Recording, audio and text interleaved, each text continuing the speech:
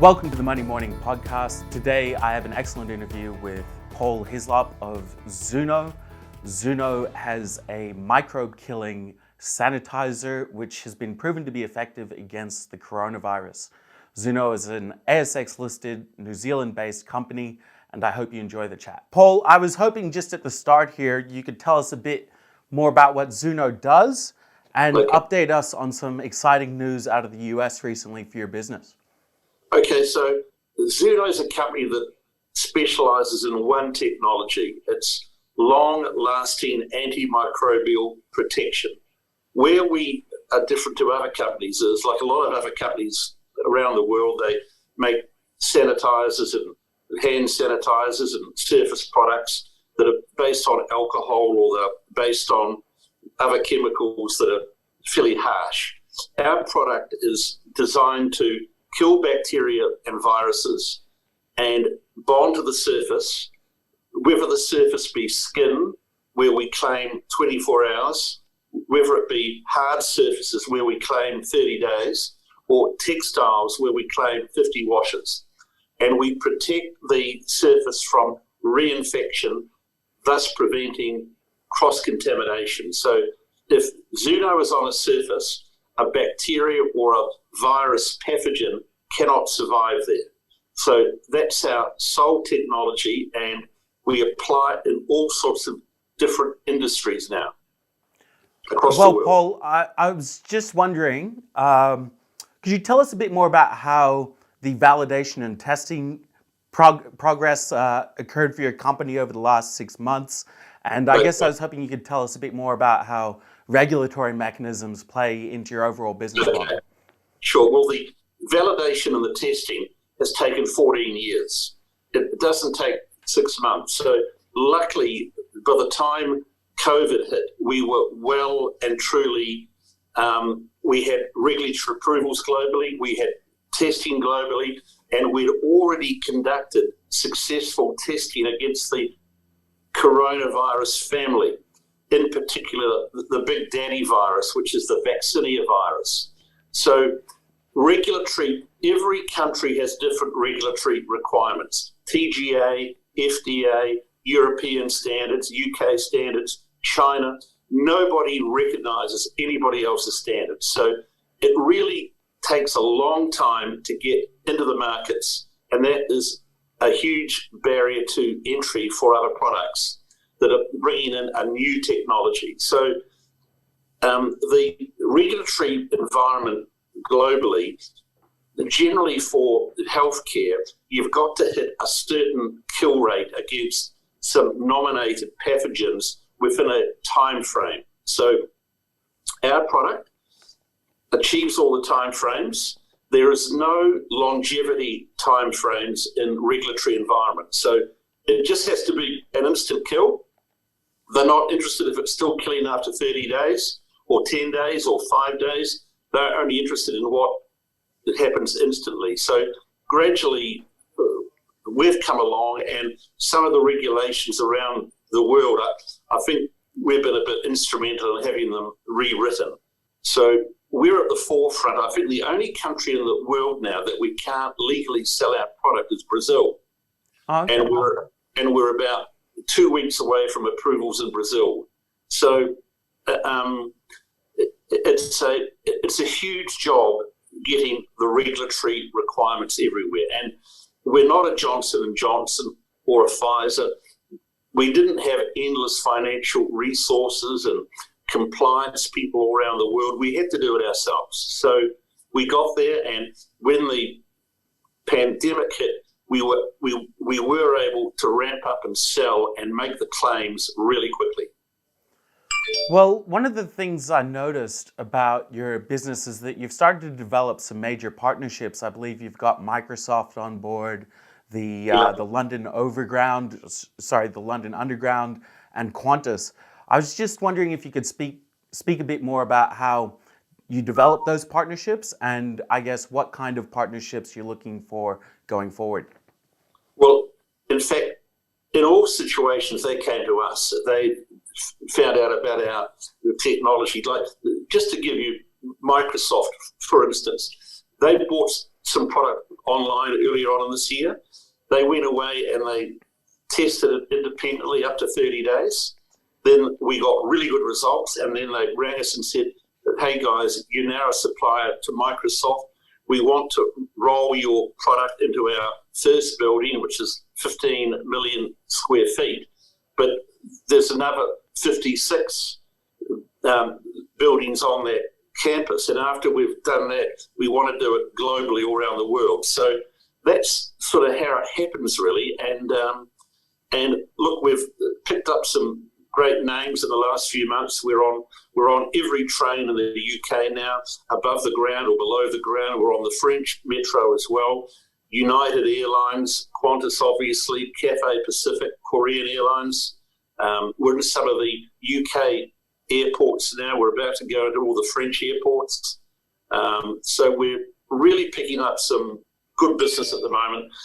As the pandemic, as lockdowns start to ease, we get busier because people go back to work, they go out to restaurants again, they go into shopping centres again, they go into airports again.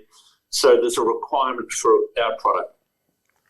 Well, I think that's very interesting you said that, because although the vaccine is being rolled out as we speak, vigilance will be important going forward. And I guess a lot of commercial real estate would love to have a product that gives them some peace of mind. So one of the things I wanted to ask you was, I'm aware that Zoono products are effective against not just coronavirus, but a range of other microbes. So I was wondering if you could tell me a bit more about what other microbes it's effective against, and maybe as a final question, how you see Zoono evolving in the near future and the mid to long future. Okay, so the other pathogens that we test against, and just to let you know, we've never failed against a pathogen. We've always worked, and a lot of it is to do with our killing mechanism, which is a physical kill. It's a process called lysis, which is cell disruption. So we puncture the cell and the cell implodes on itself. But we're also very effective against staph, against E. coli, pseudomonas, the other viruses, norovirus, coronavirus, obviously, COVID-19.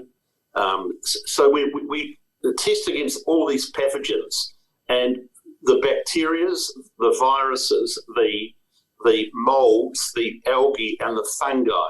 So we test against all those things, and we're effective against all of them. And we normally test to what's called EN standards, which are European globally accepted standards.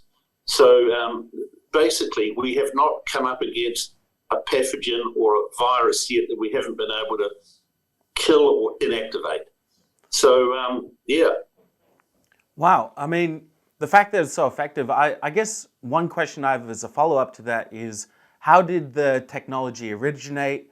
And I guess what was the pathway or timeline in the earlier stages of your business that eventually led to this current I guess, prominent position in the world? Okay, so our core ingredients are what's known as quaternary ammonium compounds. And quaternary ammonium compounds were invented by the Germans back in the 20s and 30s. But we use a combination of silane-based quaternary ammonium compounds, quaternary ammonium compounds, and some other ingredients as well. So our formulation is very much a combo. So I never invented the technology. What I've done is I've evolved it, okay? So we've taken it from perhaps a second or third generation product to perhaps a 13th or 14th generation product as it is now. And the evolution continues, and we're doing a whole lot of new formulations at the moment that we'll be launching probably next year, that will involve nasal sprays, ear products, wound treatments. Once again, because our product's water-based, it can go on places that a lot of other products can't go because they sting the skin, or they're harmful, or they mask the issue only. they don't actually fix the problem, whereas our product fixes the problem. So new product development is very important in the company. Where we're going in the future is businesses and people globally and staff are far more hygiene conscious than they were a couple of years ago. So people are demanding that businesses and public spaces have a level of protection, and our product is different to other products because it has longevity. So you don't have to apply it all day, every day like other products. Yeah, well, one thing that the pandemic certainly highlighted was that need for hygiene, and I think the world has sort of woken up to this requirement of our public places that they be hygienic. Sure. I remember not too long ago, maybe about a year and a half ago, commuting to work, people are jam-packed into a tram, and that's certainly changed. And not that I really enjoyed that commute, but it would be nice if we could have a certain level of comfort and safety on those public transport routes. And it would be very interesting to see how your product plays a role in, I guess, the return to normalcy that we all want and I guess ultimately need.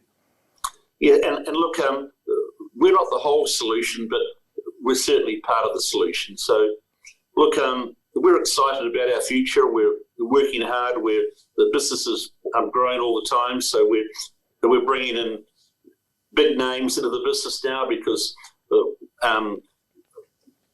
for instance, the Amazon offices globally, they have 321 global locations where they have staff and offices. We treat 320 of those offices. The only one we can't get to is Brazil. And I believe you mentioned the regulatory scene could change for you there in the near future. Yeah, look, our application's in. We've submitted a label. It's compliant. We're just waiting for the stamp. Well, that's great to hear because Brazil is in a bit of a tricky spot at the moment, and we'd all like to see, I guess, new solutions to the problems over there. So, sure. Yeah, I wish your company all the best in your endeavors, and I really enjoyed this chat because a lot of people, they might forget that hygiene plays such an important role, and it's not just the vaccine as a cure-all. There needs to be vigilance on top of that. Well, the hygiene issue, like women with children have always understood it, and nurses obviously have always understood it as well. Men have never understood it, so it's a new thing, particularly for men, I believe. Okay.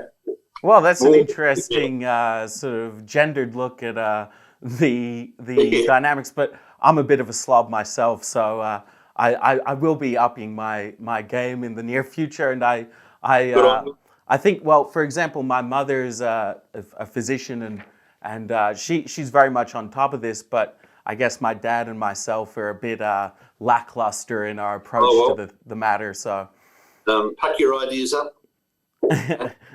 Well, thank you so much for that, Paul. I really enjoyed this chat, and I wish your company all the best going forward. And yeah, have a great day, Paul. You too. Thank you very much. Bye.